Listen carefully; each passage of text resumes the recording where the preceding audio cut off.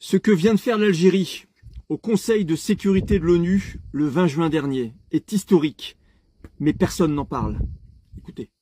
Il pensait que personne n'oserait. Mais l'Algérie vient de faire trembler les murs de l'ONU en s'attaquant au plus grand tabou du Moyen-Orient, les armes nucléaires israéliennes. Ce que vous allez entendre est tout simplement sans précédent. Pour la première fois depuis des décennies, un pays arabe prend la parole au Conseil de sécurité des Nations Unies et exige sans trembler une inspection des installations nucléaires israéliennes. Un acte de courage diplomatique rarissime qui place l'Algérie sous les projecteurs du monde entier. Mais que s'est-il passé exactement? Et pourquoi cette intervention pourrait bouleverser l'équilibre géopolitique mondial? Le 20 juin 2025, à New York, une séance du Conseil de sécurité se tient sur fond de tensions explosives entre Israël et Iran. Alors que la majorité des grandes puissances se murent dans un silence complice ou soutiennent discrètement Tel Aviv, un homme prend la parole, Ammar Benjama, ambassadeur permanent de l'Algérie aux Nations Unies. Calme, posé, mais ferme, il attaque d'emblée « les justifications d'Israël pour frapper l'Iran ne tiennent pas ». Ces attaques sont, selon ses mots, une violation flagrante de la Charte des Nations Unies.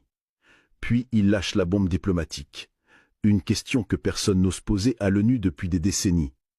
Pourquoi les installations nucléaires israéliennes échappent-elles à tout contrôle international? La salle retient son souffle. Ce moment est historique.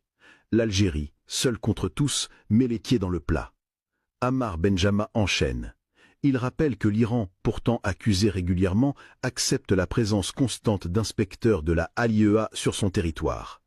Pire encore pour Israël, le directeur de cette même agence, Raphaël Grossi, a déclaré récemment à CNN que son institution ne dispose d'aucune preuve d'effort systématique de l'Iran pour se doter de l'arme nucléaire. Alors, pourquoi ce silence international sur Israël? Pourquoi l'un est inspecté, soupçonné, surveillé, tandis que l'autre, détenteur avéré de l'arme nucléaire, opère dans l'opacité la plus totale? Et Benjama ne s'arrête pas là. Il signale que les récentes attaques israéliennes ont visé des installations iraniennes sous contrôle direct de la AIEA. Si même ces sites ne sont plus protégés, c'est tout le système de non-prolifération nucléaire qui vacille. Ce n'est plus une question régionale, c'est une alerte mondiale. Mais l'ambassadeur algérien va plus loin encore. Il remet en question le discours des puissances occidentales qui soutiennent l'argumentaire israélien au nom de la sécurité mondiale. Il dénonce une politique du deux poids deux mesures. Il rappelle un fait que beaucoup préfèrent oublier. En 1981, Israël a bombardé un réacteur nucléaire en Irak. À l'époque, le Conseil de sécurité avait voté une résolution. Résolution restée sans suite. Pas d'enquête, pas de sanctions, pas de suivi. Silence. Benjama regarde la salle et dit d'un ton glacial « C'est cela l'héritage de l'impunité. Et cette impunité a aujourd'hui un prix. » Il évoque ensuite la situation à Gaza. Depuis octobre 2023, plus de 55 000 morts, en majorité des femmes et des enfants, victimes de l'offensive israélienne. Un siège implacable, une punition collective. Et pourtant, rien. Aucune sanction, aucune enquête indépendante, aucun embargo.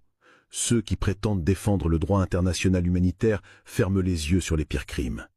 L'Algérie, elle, ne se tait pas. Elle parle pour les sans-voix, pour ceux qu'on oublie, pour les peuples qu'on écrase. Et elle appelle à une seule chose, la raison. Reprendre le dialogue sur le nucléaire iranien, impliquer l'Europe, Washington, Téhéran, utiliser les outils de la diplomatie, de la médiation, du droit international, parce que selon Benjama, c'est la seule voie viable.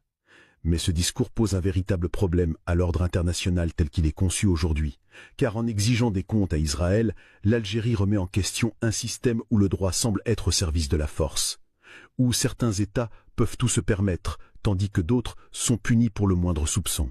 C'est ce que le diplomate appelle le deux poids deux mesures. Et cela, selon lui, détruit la confiance dans les institutions internationales. L'ONU elle-même est en cause. Pourquoi, depuis 1981, n'a-t-elle jamais exigé une inspection des installations nucléaires israéliennes? Pourquoi tant de missions? Pourquoi ce silence? L'Algérie, aujourd'hui, refuse de se taire. Et ce n'est pas un hasard. Depuis toujours, elle se tient du côté des principes. Déjà dans les années 60, elle dénonçait les essais nucléaires français dans le Sahara. Elle a toujours soutenu le désarmement global, la transparence, l'équité. Ce 20 juin, elle reste fidèle à cette ligne, mais elle franchit un cap. Elle confronte l'hypocrisie à visage découvert. Ce discours, ce moment, est un tournant. Dans la salle du Conseil de sécurité, Ammar Benjama prononce cette phrase. Les installations nucléaires d'Israël n'ont jamais été placées sous la garantie de la IAEA. Ce Conseil de sécurité n'a jamais reçu aucun rapport de suivi. C'est l'héritage de l'impunité. Le silence qui suit en dit long. Personne ne répond, mais tout le monde comprend. Ce jour-là, l'Algérie n'a pas fait qu'un discours. Elle a ouvert une brèche, une faille dans le mur de l'Omerta. Elle a dit tout haut ce que beaucoup pensent tout bas.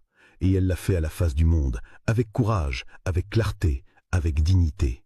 Israël, ses alliés, mais aussi les institutions internationales devront maintenant répondre. Pourquoi Israël échappe-t-il au contrôle de la IAEA? Pourquoi ne pas exiger les mêmes règles pour tous? Pourquoi cette impunité? Encore et encore. L'Algérie vient de poser la question que personne n'avait osé poser. Et le monde entier désormais regarde. Bravo, hein. Un grand bravo à cet ambassadeur algérien, Ammar Benjama, d'avoir le courage de poser les questions que personne n'ose poser. Il y a quand même des choses dans ce monde qui sont compliquées à comprendre. Comment un aussi petit pays qu'Israël, grand comme 2 départements français, arrive à imposer sa loi au monde. Quoi qu'elle décide de faire, ce sera forcément bien et ce sera soutenu par tous les plus grands pays occidentaux. Alors vous savez, on a l'impression qu'Israël a le totem d'impunité et elle n'est pas prête à le lâcher, son totem, parce que c'est un peu comme un super pouvoir. Elle peut faire tout ce qu'elle veut, on lui dira jamais que c'est mal, au contraire même. On trouvera toujours une excuse pour dire que c'est bien. Et si vous n'êtes pas d'accord, de toute façon c'est illégal de ne pas être d'accord, parce que si vous n'êtes pas d'accord, ben vous êtes antisémite. Alors c'est vrai, il y en a marre. Il y en a marre de voir Israël attaquer tous ses voisins, le Yémen, la Palestine, l'Iran, sans que rien ne se passe. Parce qu'il y a toujours une bonne excuse pour attaquer, comme l'Iran évidemment. L'Iran, c'est pour protéger le monde contre les attaques futures des bombes atomiques iraniennes. Gaza, c'est pour combattre le Hamas. Il y a toujours une excellente excuse pour foutre le bordel. Heureusement qu'il y a encore des gens qui ont du courage, comme Ammar Benjama, cet ambassadeur algérien, qui a osé dire stop à cette impunité d'Israël. Et ce qu'on peut souhaiter maintenant, c'est que beaucoup d'autres pays emboîtent son pas. Vous qui me regardez et qui êtes algérien ou d'origine algérienne, franco-algérien, vous pouvez être fiers de votre pays. L'Algérie est un grand pays. Vous serez d'accord avec moi pour dire que cette vidéo doit être partagée un maximum. Il faut que l'information circule. Si vous êtes d'accord avec moi, likez-la, partagez-la évidemment. Mettez un mot dans les commentaires, juste un mot. Mettez liberté, Algérie ou ce que vous voulez, ça aidera l'algorithme à diffuser la vidéo. Et puis si vous n'êtes pas abonné, abonnez-vous. C'est important pour la chaîne. À très bientôt pour une prochaine vidéo.